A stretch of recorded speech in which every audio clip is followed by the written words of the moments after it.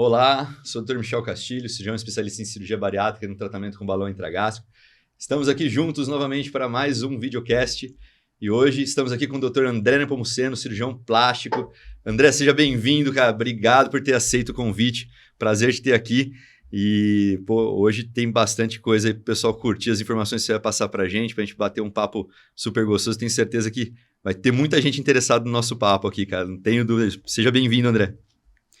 Obrigado, Michel. Obrigado pelo convite. Para mim é uma honra, né? Porque eu fui até teu aluno e aprendi demais com você e receber esse convite, além de que a gente trabalha em áreas complementares, para mim é uma honra e um prazer. Então vamos bater papo, que tem muita gente aí que vai se beneficiar dessas dúvidas que a gente vai, mitos e verdades que a gente vai falar. Muito bom. André, para a gente começar um pouquinho, cara, eu queria que você falasse um pouco da tua formação, da tua trajetória, como para chegar na cirurgia plástica, mas contar toda ela porque tem coisa muito bonita aí na tua caminhada. Então começa contando um pouquinho da tua formação, da tua jornada para virar cirurgião plástico, cara.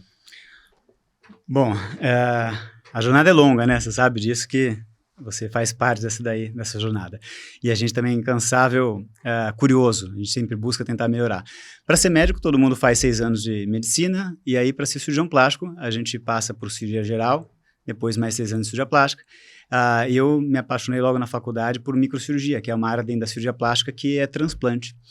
A gente mexe com cirurgias mais delicadas, vasinhos e estruturas microscópicas, né, que a gente só passa a entender, o cérebro só passa a entender quando a gente magnifica aquela imagem. E aí, como eu entrei em contato com isso cedo na faculdade, eu fui fazer depois a residência microcirurgia. Isso tomou mais 1, 2 anos de treinamento lá em São Paulo. Aí lá na USP a gente acabou embreando uma linha de pesquisa de crianças que nasciam e não conseguiam sorrir, então paralisia facial congênita. Aí eu trabalhei com transplante de nervo e fiz doutorado e defendi minha tese em 2017. Então eu fiz doutorado pela USP e depois voltei aqui para Campinas e voltei para casa, voltei para a PUC. Hoje eu dou aula na PUC, passei uma parte num programa de pós-graduação. Você foi coordenador da pós-graduação da PUC, né? Eu fui um dos professores coordenadores lá, né? Legal. Eu fiquei 3 anos, porque é uma coincidência, às vezes nada é por acaso na vida, né? Meu tutor, meu orientador e hoje amigo, ele era professor de pós-graduação lá na USP, e a gente, quando está fazendo essa jornada de virar mestre e doutor, acaba ficando muito envolvido com aquilo lá. Então, era natural que alguém com mestrado ou doutorado lecionasse, né, e fosse professor. E nada melhor que um professor de você estar dentro de uma instituição. E para mim, então, voltar para a instituição onde me formei, é meu berço, e poder dar aula e ainda ensinar outros colegas, ou pelo menos compartilhar um pouco de conhecimento, era muito bom. E um ex-professor nosso, o professor Elineu, que havia falecido, abriu uma cadeira no grupo seleto lá de 13 professores que ensinavam mestrado, ou seja, davam aula para médicos que queriam ser mestres, né? E naquele ano era o ano que eu defendi meu doutorado. Então, em 2017, abri uma vaga, ou seja, voltei para Campinas, abri um concurso público, que o pré-requisito era ter doutorado, e eu falei, não acredito, é coisa do destino, né? Voltar para casa e ter um concurso público desse, eu falei, aí eu lembro que eu concorri, acho que era com um infecto, um pediatra, enfim, e eu passei no concurso, então eu fiquei durante 3 anos dando aula de pós-graduação, no curso de pós-graduação da PUC, de mestrado, que é excelente, por sinal. Voltei a ver vários colegas, aí dava aula também de graduação, e nesse tempo eu também fiquei ensinando residentes de cirurgia plástica operar. Então foram 3 anos aí que eu voltei para essa parte de ensino-aprendizagem e, nossa, gostei demais. Legal demais. André, eu tenho que falar, cara, que eu não faço, né, mais parte da docência da PUC, abandonei já há um tempo, né, mas ainda estou lá com um pouquinho de pouco tempo lá na PUC, mas a gente tem um carinho muito grande pela casa onde a gente se formou, né? Mas eu fico muito feliz, cara, quando eu vejo pessoas como você que vão galgar conhecimento fora e volta com uma bagagem muito grande para nossa casa lá. A gente ainda tem um amor muito grande pela casinha, né? E a gente fica muito feliz quando volta a gente aí com boa qualificação, cara. É muito legal isso. André, e me conta aí como é que tá, assim, eu queria compartilhar com vocês, o André hoje faz um sucesso muito grande aí no seu consultório e nas redes sociais também. Depois o André vai falar aí o Instagram dele para vocês acessarem também. E você falou da microcirurgia aí, que é uma coisa fantástica, cara, ponta da medicina. E agora eu vejo que você está mais na estética. Como é que foi essa transição? Conta um pouquinho o que aconteceu nesse meio do caminho, cara. Várias coisas aconteceram, né? Todo mundo na vida tem um momento que é uma bifurcação, né? Então, uma vez que eu estava nesse ambiente de ensino que a gente estava falando, dando aula, eu me vi em 3, 4 lugares ao mesmo tempo. Então, era de professor de pós-graduação, pesquisa, chefe de residência, e ajudava outros cirurgiões plásticos a operar em estética. Então, estética não era o meu ponto mais forte. E também era assistente lá na cabeça e pescoço, junto com a plástica, e fazer cirurgias que eram transplantes. Então, a gente está falando de cirurgias complexas, 9 horas de cirurgia, 10 horas de cirurgia, coisas delicadíssimas, né? E ainda assim, nem o sistema, nem o próprio paciente sentia a diferença de todo aquele suor de sangue que você dava. Então, parecia que se você fizesse tudo de qualquer jeito ou com aquele empenho e amor, ia dar na mesma. Então, você não tinha um lugar que você falava, poxa, esse lugar eu vou chamar de meu, essas pessoas, elas compartilham esse propósito e eu estou falando que eu gosto e tudo está fluindo bem. Eu era apaixonado, eu sou apaixonado pelo que eu faço, mas na reparadora não tinha isso. E eu lembro que eu dava algumas aulas, e uma delas, quando eu falava de história de cirurgia plástica, eu achava que algum infeliz tinha dividido cirurgia plástica em estética e reparadora. E eu até achei o cara que descreveu isso. E ele definia, olha, cirurgia plástica reparadora é aquela que o paciente tem uma doença, ou porque ele nasceu congenitamente com alguma falha de forma ou função, ou porque ele adquiriu durante o tempo. Então, ele era um doente. E o paciente da estética é um paciente totalmente diferente, um paciente saudável e que queria melhorar aquele status que ele tinha.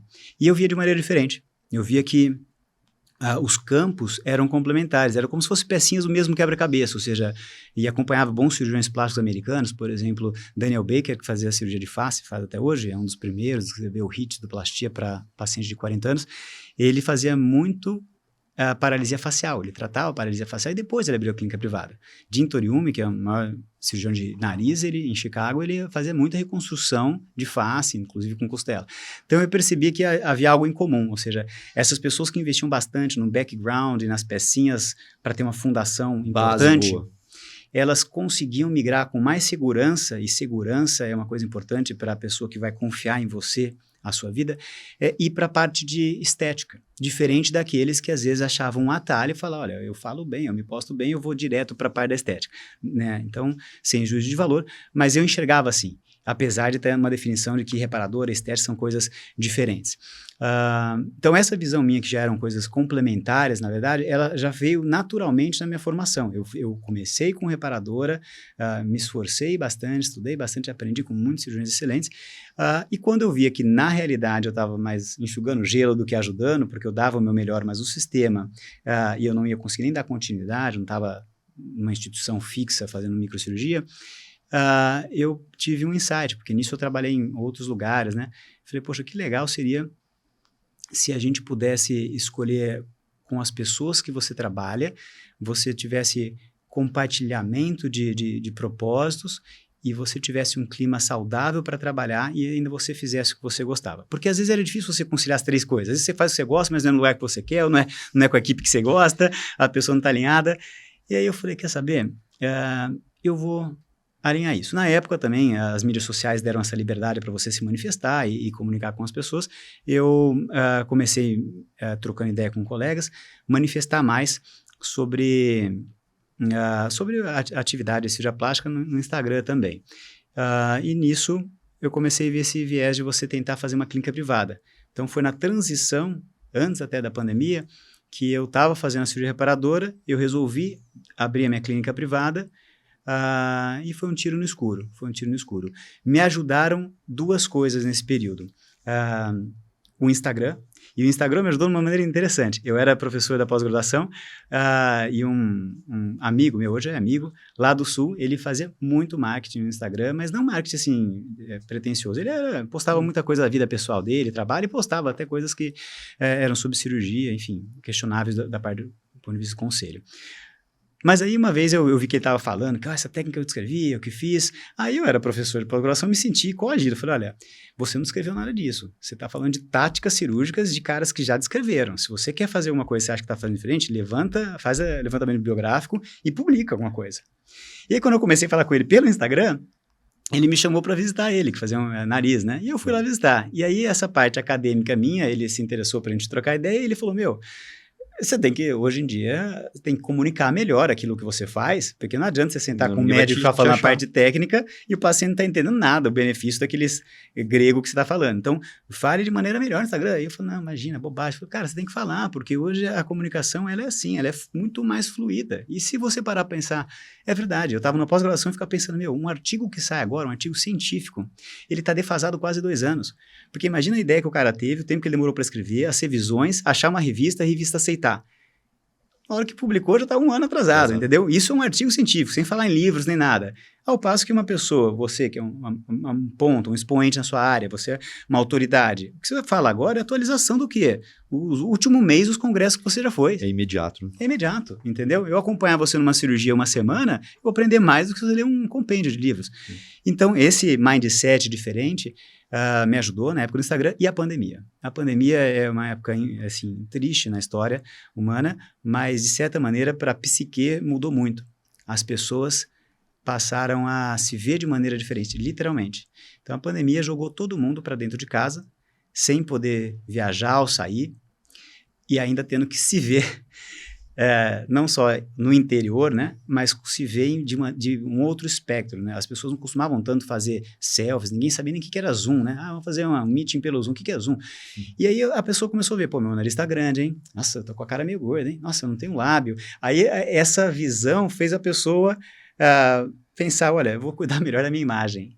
E aí eu acho que isso ajudou a cirurgia plástica como um todo a voltar a ter uns holofotes para essa parte de autocuidado e de estética. Então, as mídias sociais, que, ao meu ver, eu comecei a investir mais cedo, e a pandemia deram luz um pouquinho para essa bifurcação. Então, eu saí de reparadora e fui para a estética por essas demandas. A minha, de ter um lugar com as pessoas que eu quero, o mindset que eu quero, fazendo aquilo que eu gosto, sem dever nada a ninguém, fazer da melhor maneira que eu posso fazer, jogando para o universo, e também as mídias sociais e a pandemia falando, olha, vamos cuidar melhor aqui. André, eu te entendo completamente, cara. Vou passar um pouquinho, você acompanhou também minha jornada, minha carreira. No começo eu trabalhava, além de começar com bariátrica desde o início, mas eu também trabalhava com fígado e pâncreas. E eu tinha a mesma impressão que você, que às vezes eu não tinha tanta valoração, o retorno ali de falar assim, poxa, isso fez diferença, apesar de estar operando um negócio, né, super pesado ali, que são horas de cirurgia, mas a gente não tinha mesmo feedback do prazer que a gente tinha em fazer, do que o paciente trazia de resposta para a gente.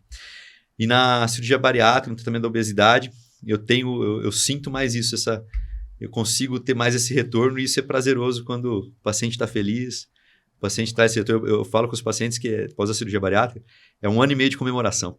Todo retorno é um sucesso novo, é um resultado novo, é uma conquista nova, é um exame melhor, é uma medicação a menos que tirou. E isso vai deixando a gente num clima de consultório mais agradável, mais gostoso. E aí você é mais feliz no teu trabalho, né? Então, eu entendo completamente o que você está falando. Outra coisa, cara, que você falou da questão da reparadora e da estética, eu tenho uma coisa que eu já falei em outros podcasts, que tenho uma convicção que saúde não é só orgânica, é mental e espiritual. E é o que você falou da questão da pandemia, das pessoas se olharem e a pessoa querer se sentir bem com o que ela está vendo. E às vezes ela está descontente, às vezes com o esposo, com a esposa, olhando o corpo, e ela quer estar melhor, ela quer estar feliz. E as pessoas acabam buscando isso, e isso traz felicidade, cara, traz melhora na qualidade de vida. O conceito de saúde, ele é amplo, ele envolve as 3 coisas, esses 3 pontos, o orgânico, o mental e o espiritual. E acho que a área que você está atuando, essa migração que a gente destrinchou, mas elas estão linkadas, você está mexendo com saúde da mesma forma, não tenha dúvida sobre isso. Não tenha dúvida. E André, aí me fala uma coisa. Quem são as pessoas que te procuram? As pessoas te procuram querendo o quê? Ela chega e fala assim, eu quero um nariz assim, eu quero... Ou conta para mim como é que a maior parte das pessoas chegam... Deve ter um padrão das pessoas chegar, ou não, é muito, muito variável. Conta aí pra gente um pouquinho dessa experiência de consultório. Várias histórias, na verdade. Inclusive, tem 2 histórias engraçadas. Uma mulher chegou e falou, olha, estou chegando de viagem da Europa aqui, e a 5ª lipoaspiração que eu já fiz, mas com você eu quero fazer a 6ª, né, que é um resultado, então eu queria fazer uma lipoaspiração, e aí, o que dá para fazer? Falei, olha, dá para tomar um café, senta aqui, vamos tomar um café, conversamos. Ela, e aí, vamos lipoaspirar? Eu falei, não vou lipoaspirar você. Você já fez 5 lipoaspirações, você acha que eu vou fazer a sexta e vai ficar bom? Eu já tava me perguntando assim, se pode fazer aqui, se poderia ter feito a quinta. Às vezes. Não, nitidamente ela tava naquele, assim, efeito sanfona, ela engorda, e acha que lipoaspiração vai emagrecer, né? E nunca tá feliz, mas foi um café gostoso, mas não operamos. E tem pessoas que chegam e falam, olha, e aí, o que dá para fazer em mim, hein? Eu falei, olha, não sei, o que te incomoda? Então eu procuro muito tentar entender e ouvir de verdade a pessoa. Legal, a gente conversa... pergunta, o que te incomoda? Exato, então eu realmente, quando abri nosso espacinho lá, eu fico muito preocupado em ouvir as pessoas. Eu não falo nada mais a não ser aquilo que incomoda a pessoa. Tento tentar respeitar esse momento dela. Acontece que nesse alinhamento que você falou, que doença não é, ou seja, estar saudável não é só apenas a ausência da doença, mas é um alinhamento entre corpo, mente e espírito, tem várias coisas que por trás de uma gordura localizada ou de uma barriga, tem muita coisa lá dentro, entendeu? Então pode ser um casamento, relacionamento, vida profissional, N coisas. É claro que a gente tenta entender isso e fazer parte do processo, e eu tento até motivar que a chavinha venha dela, né, da pessoa, do homem, da mulher, né? Achei legal, antes de vir aqui eu estava atendendo um casal, que a mulher veio fazer uma lipoaspiração, uma próstata de mama, eu vou operá-la, e aí na consulta o marido, se que eu ouvindo, ele... E vem cá, homem também dá pra fazer lipo? Eu vi que ele não gostava muito de cirurgia, mas ele entrou cara fechado, mas eu tava falando, fiz uma bioimpedância dela, ele já ficou curioso, dá pra fazer bioimpedância? Como é que é? Aí ele, mas essa gordurinha sai? E falando com ela, né? Aí eu falei, não, claro, vamos fazer junto. Enfim, no final das contas, estava conversando com os dois vão operar. 20 dias de diferença, primeiro ela, depois ele. Então, quem procura a gente, em geral, são pessoas que já entendem a nossa maneira de trabalhar, ou seja, eu gosto daquelas pessoas que vestem a camisa, aquela pessoa fala assim, peraí, eu vou me cuidar agora. Então, eu vou me cuidar, eu vou tentar me alimentar melhor, eu vou tentar sair do sofá, fazer alguma coisa, e olha, mesmo eu tentando bons hábitos, tá difícil aqui, tem um efeito do tempo aí, uma flacidez, uma estria, uma gordura, e cara, isso tá difícil, vou procurar uma ajuda. Esse assim, nossa, se eu pudesse pensar, é a pessoa que está nessa trajetória, entendeu? Não estou falando de peso, magro, gordo, não, estou falando de uma pessoa que está em busca de ficar mais consciente, de se cuidar melhor. Então, em geral, são homens e mulheres que têm uma gordura que não vai embora, gordura localizada, que estão num processo de desinflamação, aquela pessoa que já foi até obeso, está num sobrepeso, mas ela está sempre em linha de melhora, né? Que tem uma flacidez residual. Aí, essas pessoas que estão mais ligadas à melhoria desse alinhamento da mente, o corpo e o espírito, porque às vezes a pessoa já está mentalmente e os hábitos mudada, mas ela fala, quantas vezes eu não ouvi essa frase assim, nossa, agora depois disso eu me sinto alinhada com o que eu já estava fazendo por mim, com o que eu já estava pensando, agora meu corpo corresponde com aquilo que eu já estava fazendo. Então, eu acho que se fosse resumir, são essas pessoas em busca de uma melhor consciência corporal também. André, mais mulher que procura ou o homem está equilibrado? Eu sempre tenho a impressão, mas pode ser um preconceito meu, que mulher procura mais o cirurgião plástico. É assim ainda? E a outra pergunta, já para te ajudar na resposta, nos últimos 4, 5 anos, aumentou a procura de homens? Essa é mais fácil, com certeza. Eu diria que hoje 20% da procura são homens, né? O que para mim representa um aumento expressivo. Bastante. Homem, com certeza, mais por lipoaspiração, alguns com pálpebra, muito homem está procurando pálpebra, porque tá envelhecendo, o olho está pesado, coisa do tipo, mas em geral, homem, todo tem gordura na barriga ou na lateral, né? Mas a mulher ainda é campeã. A mulher, eu diria, e não é assim, eu vejo a cirurgia estética com muito cuidado, eu vejo como autocuidado, de verdade, ou seja, de fato, antes, eu acredito cada vez mais, muda a autoestima da pessoa, muda a maneira como a pessoa se vê, isso empodera você. Então, é impressionante como a pessoa que está mudada, ela fala melhor, ela se porta melhor, ela se sente mais autoconfiante. E a cirurgia plástica ajuda nisso. A mulher tem acho que esse sentido a mais que o homem. Então, ela se preocupa mais. Mesmo porque eu acho que, historicamente, a mulher, durante um período, ela se dedica muito ao filho, à família. Então, ela tem um momento que ela fala, peraí, deixa eu cuidar um pouco de mim também, porque eu tô meio, né? E nesse momento, a mulher procura mais do que o homem, porque ela tem mais consciência que o homem. André, só fazendo um paralelo aí, mas uma história legal também. Recentemente, de uma pacientinha minha, lógico, né?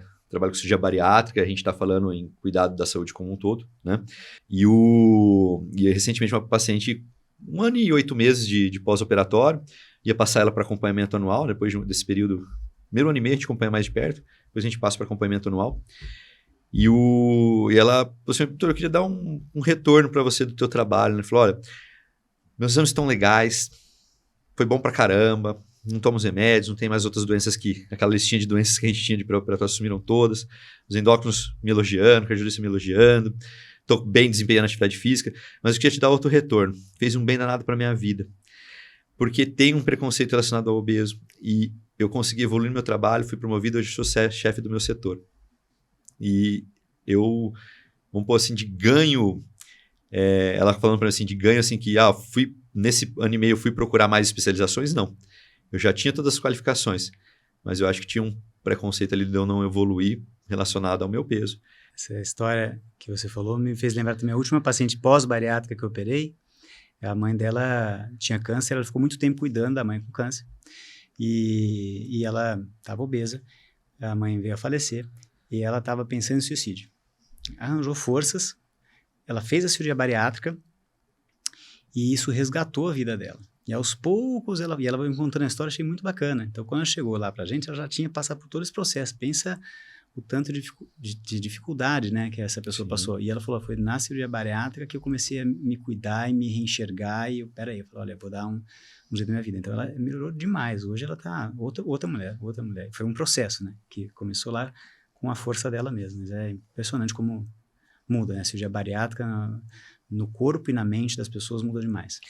E como é que você vê a questão dos limites, cara? Eu imagino assim que isso deve ser, né, me corrija se eu estiver errado, né, às vezes é uma suposição, mas eu penso assim que vocês devem sofrer com uma pressão muito grande às vezes das necessidades dos exageros ou da falta de senso de limite. Conta um pouquinho sobre isso, cara, você tem uma experiência grande nisso. É difícil? Como é que você lida com isso? Que acontece? Como é que é esse bate-papo com o paciente?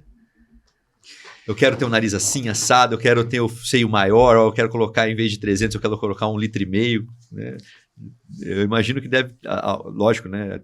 Tem pessoas que aceitam a opinião do cirurgião, né? Você falou trabalhar com o que me incomoda, mas eu imagino que deve ter o pessoal que às vezes quer passar do limite. E como é que é esse limite? Limites. Você sabe que quando eu comecei a atender, na clínica, né? Quando eu falo na minha clínica, a gente falou, olha aí, como é que a gente vai conversar com o paciente para vir aqui? Vamos deixar a porta aberta, vem quem quiser. Eu falei, não, é claro que a gente vai atender da melhor maneira possível, mas eu tenho que ajudar aquela pessoa que quer ser ajudada, né? E eu acho que a melhor maneira que eu vou fazer isso é sendo honesto. Aí aconteceu que várias pessoas ficaram chateadas comigo, porque vinha muita pessoa, é impressionante como na cirurgia plástica vem gente para fazer cirurgia plástica emagrecedora. A pessoa, IMC de 30, tá obesa, tá sobrepeso, tá tudo bagunçado. Às vezes a pessoa tem até pressão alta, diabetes, mas ela vai primeiro no plástico. André, você sabe dessa dor pra gente, né? O paciente obeso que acabou de fazer uma dermolipectomia. Né? O paciente, é o que você falou, né? Às vezes os pacientes procuram uma cirurgia plástica, principalmente a abdominoplastia, como efeito emagrecedor. E como você é um cara super ético, eu conheço o seu trabalho, e às vezes os pacientes ficam chateados, mas tem cara que não é ético, mete uma abdominoplastia, o paciente tem mau resultado, óbvio, né? E aí depois ele vem pra gente fazer uma bariátrica. E aí esse paciente com abdominoplastia não tem complacência abdominal para uma expansão adequada na videolaparoscopia, que é o que a gente trabalha muito. Aí a gente xinga bastante o plástico que aceitou fazer aquilo. Mas acontece bastante. Quando eu vejo que o paciente vem com abdominoplastia e tá com indicação de cirurgia bariátrica, eu falo, caramba, como tem gente... É difícil, o mercado é complicado. Desculpa te cortar, mas... Não, mas é isso mesmo. A gente enfrenta bastante isso. É bom ouvir de você, porque eu achei que já ia ter uma legião de pessoas lá querendo me matar, porque as pessoas estavam começando a me falar assim, você é gordofóbico, você não quer operar gordo. Eu falei, gente, peraí, vamos ser sinceros aqui. Aí eu levantei alguns artigos científicos para eu ter argumento para falar, porque na verdade estava acontecendo o quê? Eu fazia consulta de 1h30, 2 horas, para não operar. Eu fazia o trabalho de conscientização, vamos dizer assim, olha, não está no momento de operar, você tem que perder peso, mudar de hábito. É mais difícil, né, cara? Super difícil. Falar o não vou operar é muito mais difícil do que falar vou operar. Um cirurgião fala não vai operar é muito difícil. E aí eu me via fazendo muito daquilo. né? Até que um dia eu falei com a minha equipe lá, a gente treina toda semana, né? A gente sempre conversa para alinhar. Falei, pessoal, é o seguinte, para marcar a consulta com a gente, tem que ter índice de massa corpórea de 27. Ah, mas isso aqui vai dar um Bauê. A secretária falou assim, doutor, você tá doido? Vai ter gente aqui te xingando. E não deu outra, né? Já tinha gente que saía chorando com consultório. Aí tinha gente que ligava xingando, como você não vai atender, que não sei o quê, processar. Mas peraí, eu tô te conscientizando. Não é assim que eu não vou atender gente que tá acima do peso, não. É que eu conscientizava, eu mostrava, olha, se você operar uma cirurgia plástica, estética, num paciente obeso, o odds ratio dele ter um infarto, uma doença coronariana, é de 6 a 10 vezes maior.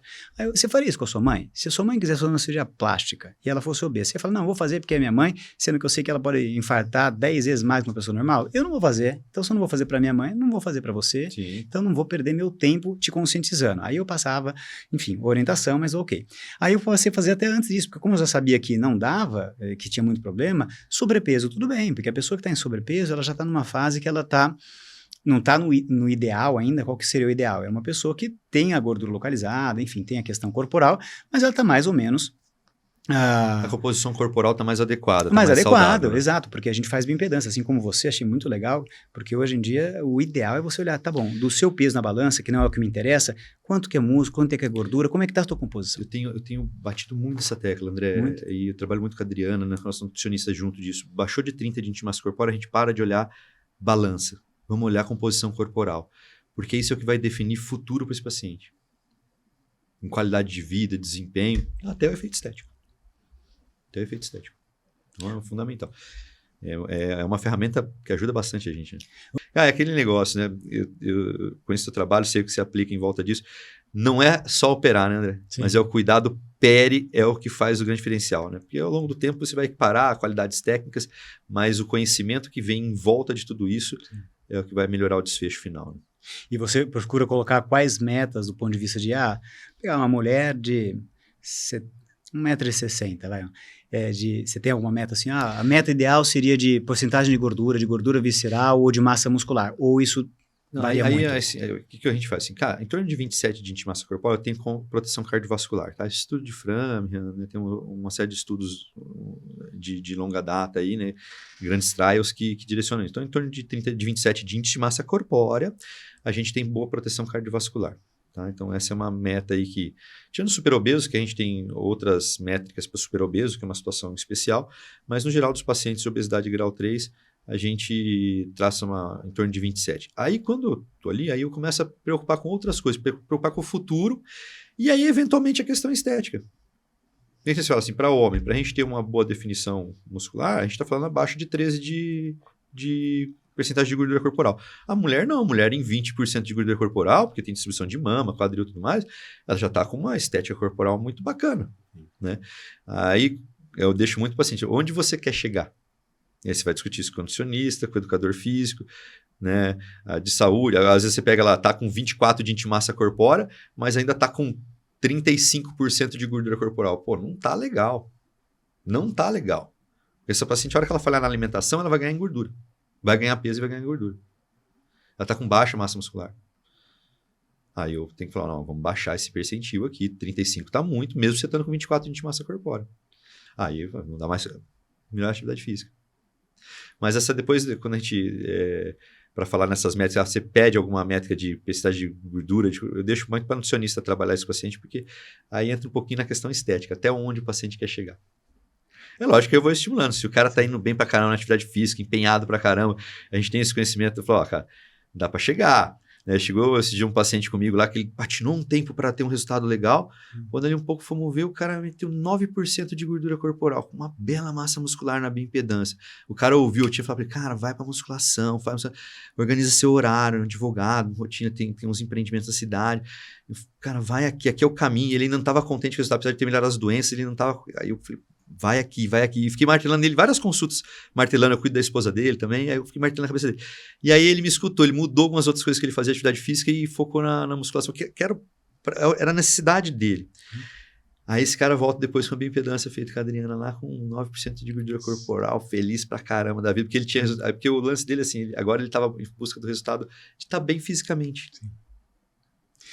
Você falou uma coisa que eu uso bastante, né? A gente fala discursos semelhantes de maneira diferente. Quando você falou, eu pergunto para o paciente, onde você quer chegar? Você disse isso. E aí você tinha me perguntado sobre limites. Mas como você lidar com limites?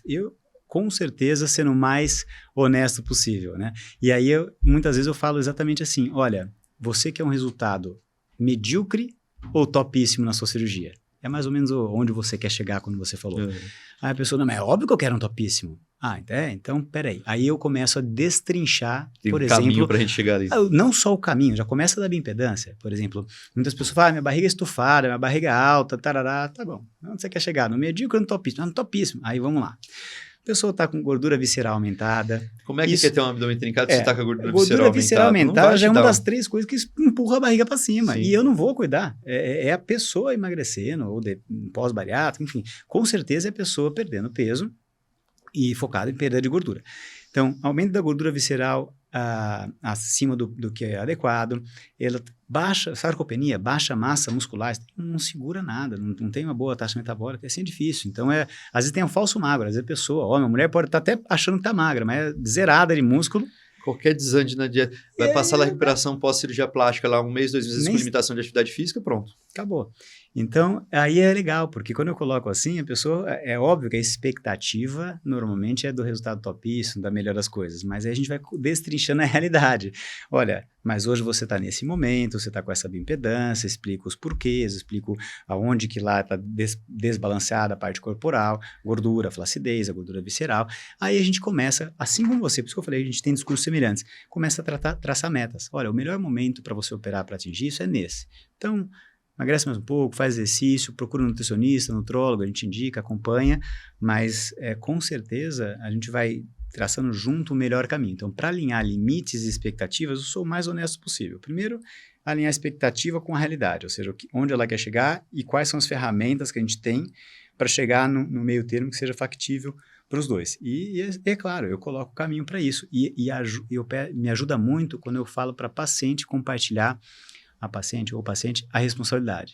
E aí eu sei que essa pessoa, quando volta, antes ainda de operar, se ela voltou com alguma melhora, é porque ela vestiu a camisa. A pessoa falou, não, peraí, eu tô afim mesmo de me cuidar. E esse é uma pessoa que você vai performar melhor, ela vai ficar feliz com o resultado. Né? Total. Então, a gente gerencia esses limites e expectativas, sendo honesto, falando e compartilhando a responsabilidade. E a parte técnica, que você falou, muito que você vai conversar, você se baseia na literatura, né, cara? É importante. Fazer medicina baseada em evidência é fundamental. Ainda mais nos dias de hoje, que tem gente que dribla, né? Quer driblar as coisas, né? De médico e louco, todo mundo tem um pouco. André, e dos pacientes, vou puxar agora a sardinha pro meu lado para a gente bater um pouquinho, né? Dos pacientes pós-cirurgia bariátrica, o que é mais feito, o que é mais ofertado, o que as pessoas mais buscam? É abdômen, é mama, é lipo, é perna, é coxa? Como é que está a questão dos braços e das pernas? Me parece que os cirurgiões plásticos eles seguram um pouquinho a questão da correção de braços e pernas. Conta para mim dos pacientes, especificamente dos pós-bariátricos, qual a maior demanda, o que se oferta, o que é mais feito neles? Bom, Al-Ali, que é um cirurgião plástico americano e operava muito cirurgia plástica em pacientes pós-redução de peso, pós-cirurgia bariátrica, ele chegou a falar já, olha, um paciente que faz a transformação de cirurgia bariátrica chega a ter mais de 3 metros de cicatriz. Aí a pessoa, mas a pessoa não tem nenhum 1,80 m, como é ter 3 metros de cicatriz? É a somatória de todas essas áreas, né? Braço, coxa e abdômen. Existe, assim, na minha humilde percepção, uma coerência na prioridade que as pessoas colocam. Por exemplo, homem pós-bariátrico, pós-grande perda ponderal, barriga. Certeza que, em primeiro lugar, se tiver uma bala de prata, tira essa pele da barriga, porque o cara já tá fazendo a parte dele, até tem um músculozinho, mas não dá para ver nada porque sobrou um excedente de pele. Então, barriga é o que incomoda mais, em primeiro lugar. Depois, em homem, acho que é braço. Mulher, abdômen, em primeiro lugar, quase empatado com mama, viu? Porque mulher não tolera, eu acho que até... Se tiver os dois, acho que a mulher abdômen e mama quase empatados. Estão empatados ali quando não juntos. Quando não estão juntos. Ela fala, mas eu queria fazer tudo junto. Mas abdômen e mama quase empatado, porque é dramático para a mulher ter pele na barriga e é mais dramático ainda ter uma mama caída e flácida. Na sequência, eu colocaria em terceiro lugar as coxas. Elas realmente, a flacidez na coxa incomoda demais a mulherada. E braço em último lugar. Teve uma esse ano também que ela perdeu muito peso também, depois de uma bariátrica, e que ela fez uma cirurgia que a gente chama 360. Na verdade, ela fez duas. Ela fez uma gluteoplastia com uma cirurgia de abdômen 360, porque como ela perdeu muito peso, ela não tinha cintura nenhuma, mas assim, ela tinha pele, pensa a pessoa pelas costas, pele na região do quadril sobrando, não tinha bumbum, não tinha coxa, não tinha culote, não tinha nem o suco do bumbum. Você não sabia onde acabava as costas, começava o bumbum, onde acabava o bumbum, começava a coxa. E a gente refez essa estrutura de cintura, quadril e glúteo dela, literalmente fazendo incisão na onde é a marca infraglúteo, refixando no isquio, na protuberância do isquio, a parte da coxa, para tirar a pele, onde estava sobrando demais. Enfim, foi legal. Artesanal. E fez uma cicatriz em gaivota marcada, bem escondidinha assim no biquíni, para fazer uma cintura e quadril, porque ela não tinha nada, tamanho era a flacidez de pele que ela tinha na região da coxa, glúteo e abdômen. Mas se for colocar em ordem, é barriga, mama junto, barriga e mama, coxa e braço. Acho que é a sequência que o pessoal procura. E, de preferência, eles querem fazer tudo junto, mas aí a gente coloca de novo as limitações, segurança em primeiro lugar, estratificação de risco. André, para o pessoal, tem muito paciente aí de pré e de pós-bariátrico que acompanha o meu canal, e aí, qual que é a indicação para esse paciente? A grosso modo, a gente libera o paciente para procurar o cirurgião plástico com 1 ano e meio. Tem pacientes que às vezes atingem a meta de estabilização de peso, estão ali 3 meses com um peso adequado, composição corporal estável. Chegou onde a gente queria, atingiu boas métricas, às vezes eu libero o paciente antes. Assim, o paciente vai questionar, daqui quanto tempo eu posso ir? Do jeito que você está aqui agora, do jeito que você está treinando, você está com a alimentação direitinho, eu tenho 3 meses estável, a gente atingiu as marcas que a gente queria de resultados, os dois tudo controlado, parte vitamínica adequada, pode procurar o plástico se você quiser operar antes desse 1 ano e meio. Não é a maioria dos pacientes, mas existem pacientes que atingem essa métrica antes. No geral, após 1 ano e meio a gente libera para... Mas qual é de você, assim, eu percebo o paciente que ele chegou em tal IMC ou em tal composição corporal, tem essa trave, essa indicação de vocês? Como é que é isso? Então, minha indicação em paciente pós-bariátrico é índice de massa corpórea de 27, gordura visceral abaixo de 9 e ter uma massa muscular de percentil assim, normal para cima, do 100% do percentil, naquela faixa de normalidade mais para cima. Isso seria o melhor dos mundos, ou seja, ainda é um sobrepeso, mas é um sobrepeso que você vê que está se cuidando, que tem uma massa muscular a ser construída ou média ponderada, e essa gordura realmente está vindo na parte cutânea e não é uma gordura inflamatória, vamos dizer assim, que é intracavitária. Sim. Eu procuro lá esses índices. Legal. E tempo você limita, não? Sempre depois de 1 ano e meio? Ou não, se o paciente tiver isso que eu falei, estabilizou antes, tá legalzinho, recebe o paciente antes? Michel, é bem isso, né? Até com você a gente sempre aprendeu bastante isso. Eu fazia a questão de tempo, de aguardar, tudo mais. Mas tem uns pacientes, são esses pacientes que chamam a nossa atenção, aqueles que já fazem tudo direitinho, tem uma resposta boa pós-bariátrica, então uma composição adequada. Não é uma pessoa... qualquer que vai estar com composição adequada. Normalmente é aquela pessoa que está fazendo a tarefa de casa tudo certinho. Então, eu não limito mais essa questão de tempo. Espera 1 ano e meio. Se tiver, normalmente, pelo menos 1 ano, a pessoa vai demorar, né? Alguns raros casos chegam mais cedo que isso. Mas se a pessoa em 1 ano, ela já atingiu uma composição corporal mais adequada, como disse, gordura visceral dentro do aceitável e um índice de massa corporal de 27, eu já começo a pensar na programação cirúrgica. Sempre, assim, uma coisa muito consciente, conversando e compartilhando responsabilidade.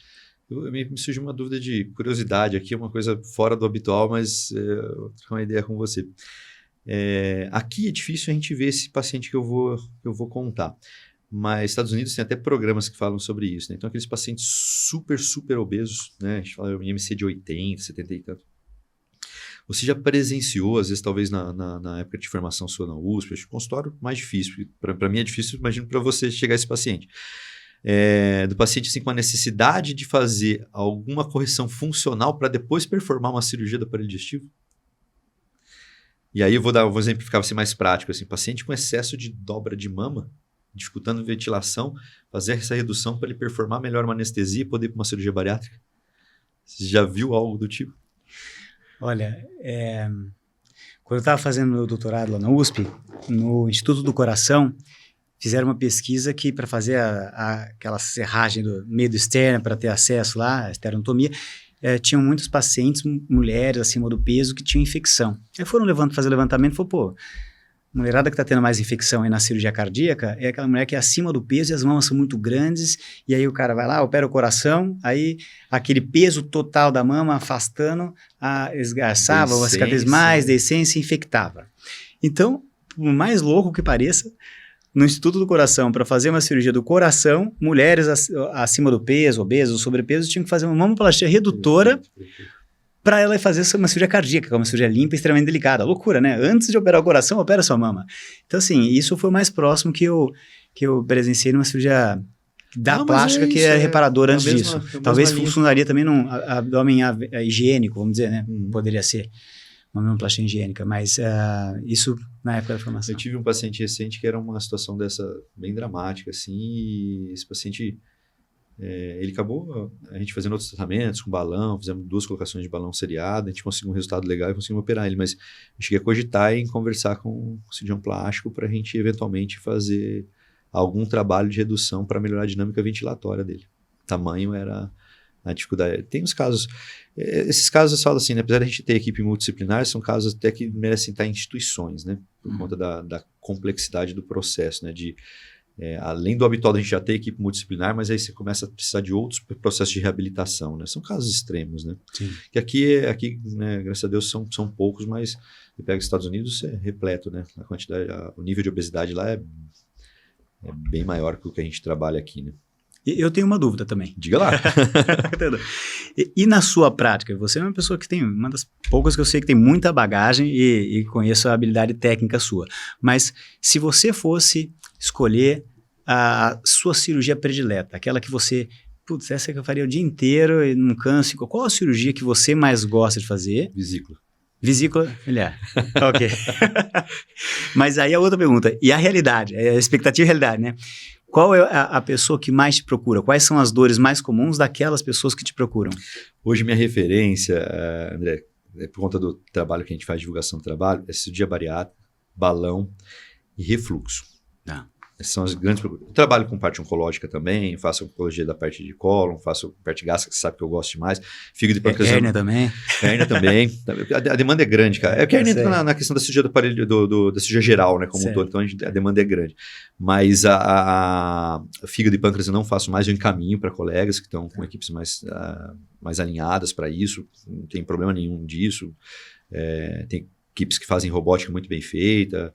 Alguns pacientes até por ter contato com a gente, eu fui acompanhar a cirurgia, né? Mas a minha grande rotina é cirurgia bariátrica, esse é o meu dia a dia. Mas eu brinquei da questão da vesícula, assim, porque eu falo que é uma cirurgia rápida. Como eu trabalhei muito com fígado e pâncreas, eu estou muito habituado com as nuances, né, as variações anatômicas. Então, mesmo uma cirurgia complicada de vesícula, para mim ela é muito rápida. Então, é uma cirurgia que não me cansa, performa muito rápido, o paciente fica extremamente satisfeito com o processo de recuperação e eu poderia fazer o dia inteiro sem me cansar. É por isso que eu brinco que é a cirurgia que eu mais gosto de fazer. Ela é rápida. Né? E às vezes você fala, mas não é possível, você faz a cirurgia rápido, mas você corre na cirurgia? Não corro, mas é que assim, por conta da minha vivência que eu tive de pâncreas e de fígado, eu mexi tanto nas variações anatômicas ali, que mesmo em cirurgias que a artéria hepática passa diferente ali, eu vejo muito rápido, estou acostumado. Então eu performo ela muito rápida na videolaparoscopia. Então, seja que eu gosto, assim, gosto de fazer assim, eu tenho prazer de fazer a cirurgia, uma cirurgia considerada pequena dentro da cirurgia do aparelho digestivo, mas que eu faço muito rápida e os pacientes vão super bem, são super felizes, né? E meu dia a dia com cirurgia bariátrica, que, como eu falei, né, não só performar a cirurgia, mas é 1 ano e meio comemorando com o paciente, né? Isso é bacana pra caramba. Mas a rotina maior que as pessoas mais procuram, questão de refluxo, obesidade, balão e a cirurgia bariátrica. Né? E dentro da cirurgia bariátrica, o que a gente mais faz bypass e a gastrectomia vertical, ou famosa sleeve, né? Sou um fã da sleeve, tá? Da gastrectomia vertical, mas ela corresponde em torno de 15% das cirurgias que eu faço bariátrica. Que eu acredito assim, ela é uma bela cirurgia, desde que bem indicada no paciente adequado. Os pacientes meus que fizeram gastrectomia vertical são extremamente felizes com os resultados da técnica. Mas eu sou bem chato para indicar a gastrectomia vertical. Tem paciente... Eu sempre falo, a decisão de cirurgia da escolha da técnica ela é bilateral. O meu ponto de vista é a questão técnica em deixar o paciente incorrer em escolhas técnicas inadequadas. Essa é a função minha. Mas eu sempre gosto de discutir as vantagens e desvantagens com cada paciente. E aí a gente tenta achar o melhor caminho para a necessidade daquele organismo, né, daquele paciente. E o balão? Para quem que se indica o balão? O balão, eu vou fazer um merchan agora, daqui a um pouquinho vai sair, setembro vai ser o mês do balão. A gente vai colocar uma sequência de vídeos falando tudo sobre o balão no Instagram. A gente fez uma gravação especial de vídeos aí. Mas o balão é o seguinte, o balão ele pode ser indicado em todo paciente a partir de 27 de massa corpórea, desde que ele não tenha hérnia de hiato gigante, que ele não use anticoagulante, que ele não tenha feito qualquer cirurgia no estômago. Essas são as contraindicações absolutas para a colocação de balão, tá? Então, a partir de 27 de massa corpórea, sobrepeso moderado, eu posso colocar o balão. Mas as indicações, elas são em cima do que a gente tem de resultado. Se o balão ele dá uma perda de 15% a 20%, é a faixa da perda de peso do balão, é legal usar esse método no paciente de 38, 40 de massa corpórea? Não é o melhor tratamento. 15% a 20% dá de 5 a 7 pontos de massa corpórea. A gente já está acostumado com a conta, tá? Então, se eu colocar num paciente de 35 de massa corpórea, lembrar que a cirurgia começa a ser indicada a partir de 35. Então, se eu coloco até 35, eu tenho uma enorme chance de todos os pacientes que eu colocar até 35, de tirar ele da obesidade. Se a média de perda é entre 5 e 7, eu vou tirar ele da obesidade. Então, eu gosto de colocar balão muito de 27 até 35. 36, pode, aí a gente entra na questão da bioimpedância. Aí eu acho uma bela indicação da bioimpedância para ajudar. Tem boa massa muscular? Porque às vezes ele está com 36, mas ele tem uma boa massa muscular. Esse cara vai performar muito bem com o balão. Eu tenho pacientes com 38, com 40 de massa corpórea? Tenho. Mas eu falo muitos pacientes, brinco falando sério no consultório, não sou vendedor de balão. Sou médico, faço tratamento médico. A gente vai procurar um melhor método para o teu caso. Vamos discutir isso juntos, né? E às vezes tem paciente por motivos diversos que ele não quer operar, ou não está no momento dele de ir para a cirurgia. Eu falo, a tua indicação técnica de resultado a longo prazo e para a tua saúde é cirurgia. Mas às vezes tem questão familiar envolvida e ele precisa tomar alguma atitude para descer, porque um pouco que você desce, você melhora a tua saúde, você diminui a incidência de doença cardiovascular. Né? Então, não, o paciente tem 40 de massa corpórea, eu não vou colocar balão nele. Aí esse cara infarta mês que vem, eu privei ele de sair do risco, cara. Né? Então a gente tem que tomar cuidado com isso. Mas ele não está no momento da cirurgia, ele precisa tentar outra coisa antes. Aí é a situação que eu tenho, pacientes com 38, 40 também com balão. Mas a minha indicação técnica de 27 a 35 é onde eu trabalho com balão. E, cara, seguindo um tratamento legal, um belo num tratamento, tem um resultado muito bacana. E até aí no público voltado mais para você, cara, é um tratamento que é muito interessante para aquele paciente que chega ali que não está legal ainda e precisa daquele empurrãozinho. E o balão é esse empurrão. E quanto tempo você deixa o balão? Tem balão de 6 meses e prótese para 1 ano. Tá. Aí depende do que a gente quer. A perda de... Assim, o paciente pode até fazer a cirurgia plástica estando com o balão. É isso que eu ia perguntar também. Ele pode fazer a cirurgia plástica estando com o balão. Aí, né, chegou às vezes no resultado, está usando uma prótese de 1 ano. 3 meses ele teve o resultado que precisava para performar a cirurgia, ele pode operar. Prótese de silicone. Sim. Né, não vai atrapalhar em nada o procedimento plástico, a operação, nada. Tranquilo, vai tranquilo no processo. E aí ele continua com apoio ali na manutenção de... Até para o pós-operatório ele vai segurar um pouquinho a atividade física, né? Controlar, porque o balão vai obrigar ele a fracionar a alimentação. Isso é ótimo. Né? Que aí você já desinflama o paciente, né? Fracionar a alimentação, sinaliza para o organismo que você não está em época de escassez, então você já desinflama o paciente, né? Já ajuda nesse processo. Então tem essas peculiaridades com o método do balão para ajudar. Às vezes num público que te procura mais ali naquele limite, pô, ainda não está na hora ali, mas eu preciso daquele empurrão para chegar para a cirurgia que eu queria. André, e deixa eu vou retornar uma pergunta para você. Eu vejo nas suas redes sociais, você bate muito na questão da aplicação do argônio junto com alguns procedimentos que você faz. Conta um pouquinho disso aí, porque parece que é uma vedete da vez. Como é que tá isso aí? Quais os diferenciais para retração de pele, flacidez, paciente pós-bariátrica, um mercadão para isso. Pois é. O que é isso? Como é que é essa questão do argônio junto da cirurgia plástica? Que aí eu uso para outras coisas o argônio, né? A gente tem outras aplicações na minha área. Mas sabe que veio daí, né? O bisturi de argônio que a gente usava para fígado, enfim. A tecnologia polonesa da EMED, o pessoal fez uma máquina diferente, que é o Argoplasma, chegou em novembro no Brasil, para retração de pele. Então, na verdade, é o jato de plasma de gás argônio, ou o jato de plasma de gás hélio. Mas primeiro eu vou separar aqui o assunto. Na verdade, flacidez é um grande problema. A gente estava falando bastante de peso, gordura. Gordura é problema, as pessoas querem primeiro emagrecer, fazer o processo todo. Quando fica gordura localizada, é uma lipoaspiração. Quando vai para essa seara de flacidez, eu separo muito bem. Eu falo, vamos imaginar um cenário onde você consiga separar aquela pessoa que tem uma pele excelente e a gordurinha localizada, não essa, e vamos separar aquela pessoa que é magérrima, mas que a pele está bem flácida, aquela pelanca que está sobrando, aquele braço do tchauzinho, aquele pele do tchauzinho. Eu tenho que explicar bem para as pessoas entenderem, porque eu coloco numa escala. Falo, olha, pensa que a gente vai resolver a sua flacidez. Pega a sua flacidez na barriga, na coxa, no braço, e aí a gente vai colocar numa régua onde 0 eu não vou conseguir resolver, e 100% eu vou resolver 100% dessa sua flacidez. Aí elas já ficam curiosas, e isso é batata, homem e mulher, né? Olha, sabe o que é 0, que não resolve? Olha, que não resolve a sua flacidez aí. Corporal, tá? Flacidez corporal. Sculptra radiesse, Elancê, Ultraforma, Elifitera, ou seja, essas clínicas, aí já começa a falar, eu perdi tanto tempo, tanto dinheiro, eu fui em clínica, fiz choquinho, fiz não sei o quê. Falei, então, mas isso aí não vai, porque a pessoa está com a expectativa lá em cima, e ela faz um monte de coisa que é não invasiva, porque tem medo de operar, não sei o que, e não resolve. Então, eu já coloco esse patamar aí de expectativa e de resultado no 0. Se você está querendo um resultado bacana, não vai ser isso. E claro, a cirurgia de retração de pele, você resolve 100% da flacidez. Só que fica uma troca, né? Primeiro você tem que ir no centro cirúrgico, fazer uma anestesia e operar e deixar um estigma que você passou lá. Então tem uma braquioplastia, deixa um corte no braço, uma abdominoplastia, deixa um corte no abdômen, uma cururoplastia, deixa um corte na coxa. E aonde que entram as tecnologias mais modernas? Mais ou menos no meio do caminho. Então, há 30 anos não saía nenhuma tecnologia como saiu o Renuvium e como saiu o Argoplasma. Então, o Renuvium, que é um aparelho americano, e é uma bifurcação do bisturi elétrico, a Apex desmembrou da Valley Lab, e a Apex fez um material que é só para flacidez de pele, um aparelho de ablação subcutânea, que era um jato de plasma de gás hélio. E isso faz 3 anos entrou no Brasil. Então, como funciona?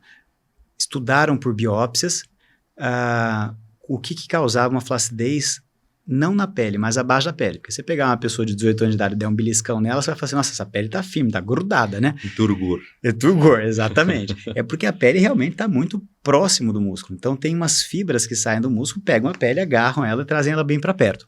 Só que a gente engorda, emagrece, passa uma primavera e essa pele começa a sambar. Então, estudaram que a melhor temperatura para você esquentar e agir entre o músculo e a pele, de tal maneira que você trate essa trama fibroseptal, é uma temperatura de 85 graus. Ela, de uma certa maneira que você aplicar com calor controlado, não queima a pele que está lá na superfície e ela esquenta pra caramba lá, causando 2 efeitos. O efeito midiático, imediato, que é a contração. Imagina você vai queimar uma pururuca lá, uma pelinha, ela vai retraindo internamente, né, de dentro para fora, mas esse não é o efeito principal. O efeito principal é que notaram também por meio de biópsia que depois de 6 meses você tinha um acúmulo de novo colágeno produzido até de 40% a 50% nos estudos. Então, basicamente, você pegava uma pele flácida, você aplica esse jato de plasma, que é um calor lá dentro, de maneira que você tem que estar com o paciente anestesiado, é como se fosse uma lipoaspiração. E aí, aquele calor ia fazer com que o próprio paciente produzisse colágeno. Qual que é a grande diferença? Antes a gente aplicava produtos e falava de bioestímulo de colágeno. Só que os produtos são micro-macroesferas de algum material, ácido polilático, enfim. E que o organismo você ia fazer, na verdade, uma fibrose, não era o colágeno adequado, é um produto, portanto é uma fibrose que não é muito natural e você ia ter que reaplicar daí 1, 2 anos. Já o Renuvium, o Argoplasma, você está dando um estímulo para a pessoa produzir colágeno naquela área que você quer, que no caso é a pele. Lembrando que é muito melhor do que o 0, que são as clínicas aí que eu falei, aqueles produtos, mas é inferior do que a cirurgia. Então, a primeira coisa é a expectativa. Se você quer ficar chapado, o braço chapado, é cortar e deixar uma cicatriz. Não quero cicatriz, a flacidez é uma flacidez média, vou dar chance para a tecnologia. Quais são as melhores tecnologias? As tecnologias à base de jato de plasma. Primeiro que o plasma é o 4º estado da matéria, então não é água, não é líquido. Não é sólido, é um plasma, né? E ele é formado à base de uma radiofrequência. Então, é um cilindro que pode ser de gás hélio ou gás argônio, passa numa radiofrequência, isso, enfim, esquenta e ioniza lá os elétrons, e aí no aparelho que a gente vai usar na cirurgia, que o paciente está anestesiado, sai uma porcentagem do plasma e o resto a porcentagem do gás. Qual a função do gás? Como se fosse o pneumoperitone aí, mas ele é dilatar aquela câmara que é o espaço entre o músculo e a pele e, ao mesmo tempo, esfriar para que não queime a pele. E aí o calor intenso ele sai e tem todo o protocolo para você passar em termos de potência, fluxo de gás e de áreas, né? Tantas passadas no abdômen, na coxa. E aí, essa tecnologia, o plasma, ela realmente oferece bons resultados, só que não é imediato. É um resultado que você vai ver até 7 a 10 meses. E normalmente o que a gente faz? A gente faz videozinho. Fala, olha, faz um vídeo aí, vou fazer um videozinho, belisca aquela parte que você não gosta. É a pelinha da barriga, a pele do braço. E aí a gente faz o mesmo vídeo 10 meses depois. Aí porque a pessoa às vezes vai perdendo a referência quando ela se vê todo dia, né? Mas aí ela vê aquele videozinho pré-operatório e o vídeo pós-operatório daquela área que ela estava julgando que era mioflasta, há uma melhora considerável. Não é aquela pele puxada cirurgicamente, mas é uma retração muito importante. Quem que responde melhor? Aí que é a grande questão. E vai tudo a ver com o que você falou. Aquela pessoa que está com uma alimentação melhor, hábitos melhores. Você pega uma pessoa que tem um monte de estria na pele, que fuma, que bebe refrigerante, que come tudo errado, está inflamada. Essa pessoa tem pouca capacidade de produção de colágeno. Então, não adianta você dar estímulo, sendo que ela está dando tiro no próprio pé. O cigarro por si só deteriora colágeno. Acabou. Agora, uma pessoa que já faz tudo direitinho, não tem maus hábitos, não fuma, não bebe, não usa refrigerante. O resultado. Com certeza. E até é bem suplementada, ela tem um bom. Eu achava que era sempre associado com lipo. Ela pode ser aplicado independente de fazer uma lipo junto. Na verdade, se você for ver, o melhor resultado é até não fazendo lipo. Porque quando a gente faz a lipoaspiração, ainda mais hoje que a lipoaspiração ela ganha um termo que chama POL, Power Assisted Liposuction, a lipoaspiração assistida por tecnologia. Então a gente acaba usando energia ultrassônica para emulsificar a gordura, derreter gordura. Só que acontece que você via quadros que tinha o músculo lá embaixo, a pele lá em cima e a própria trama fibrossapital já estava meio ferida e lesionada da lipoaspiração. Então, compararam um grupo de pessoas que faziam lipoaspiração em seguida de um renúvel do ergoplasma e pessoas que não faziam. As áreas que não foram lipoaspiradas, elas responderam melhor do ponto de vista de flacidez, porque a trama fibrossapital estava 100% intacta e ainda com tecido estromal de gordura lá. Fiquei curioso agora com isso. E tempo de recuperação disso? Melhor. Tem paciente que a gente faz renúvel, ergoplasma no glúteo, num sábado, domingo ela estava no shopping, passeando. E liberado para atividade física? Uma primeira semana. Porque você tem incisões pequenininhas, você aplica o plasma, ela fica com enfisema subcutâneo, uns 5 dias, a pessoa fica sentindo um plástico bolha, mas é muito legal, porque você tem quase nada de agressão. A lipoaspiração, sim, ela tem uma agressão maior. Agora, a aplicação do plasma, você basicamente tuneliza o canal para que o aparelho consiga passar e aplica aquele calor. Deixando mais estroma, ou seja, tecido gorduroso e destruindo um pouco as fibras septais, elas respondem muito melhor, né? Então, um braço não lipoaspirado, um glúteo, responde melhor do ponto de vista de retração de pele, de flacidez, do que aquilo que você secou, lipoaspirou, ficou muita pelanca e aplicar. Esse responde menos. André, valeu o podcast inteiro só para você ter explicado isso pra gente, cara. Não, mas é interessante. As pessoas também não sabiam. Que bacana. Eu tinha uma imagem, que bacana, cara, que bacana. Coisa, tecnologia aí. Ajuda demais, cara, né? Ajuda demais. Realmente, a área de glúteo, coxa, que a gente não lipoaspira, retrai fica bem mais firme. Melhora até aquela perna coxa com lipedema, aquela perna que tem um monte de celulite, melhora, porque como você não lipoaspirou, você deixou o tecido estromal, mas você estimulou nova produção de colágeno, naquela área que você não esvaziou de gordura, o colágeno deposita lá e já tem outras gordurinhas breves, fica bem legal. André, infelizmente a gente vai ter que encerrar, cara. Mas obrigado por você ter vindo, foi um prazer. Pô, cara, tava com saudade de você, foi bom pra caramba. Valeu a pena te ver aqui, conversar com você, sempre é bom bater papo com você, cara, sempre foi. Prazer te receber, cara. Obrigado por ter topado aqui, encarar esse podcast com a gente. Obrigado pelas informações. Cara, parabéns aí, todo o sucesso que você tá tendo aí. Você merece tudo isso, cara. Você plantou tudo isso, acompanhei toda a trajetória. Um orgulho ter acompanhado e ver aí onde você chegou, cara. Parabéns. Muito bom. Obrigado por ter aceito o convite, cara. E eu que agradeço, eu fico lisonjeado pelo convite, você fez parte da minha história e faz até hoje, e eu tenho uma honra de ter aprendido com você um pouco da sua habilidade, se eu pudesse pegar mais um pouquinho hoje, porque você é um cara habilidoso, Michel é um cara habilidoso.